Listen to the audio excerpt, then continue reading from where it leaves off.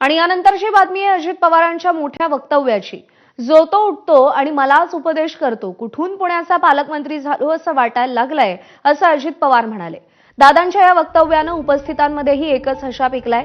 मात्र हे वक्तव्य करताना दादांचा रोख नेमका कुणाकडे होता याची चर्चा आता राजकीय वर्तुळामध्ये रंगू लागली आहे।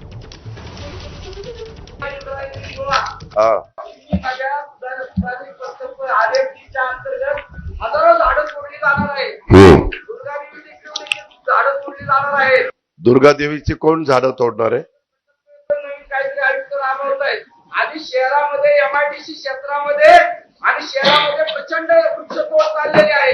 आपण पालकमंत्री आहात, वृक्षतोड थांबवावी अशी पालकमंत्री म्हणून आपल्याला विनंती आहे आमची।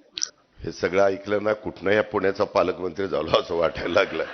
जे ते उठतंय ते मला उपदेशच करायला लागतंय। सगळा मागता मीच घेतलेला आहे, ह्यांनी नुसतं उपदेश करायचा आहे। ठीक आहे, धन्यवाद।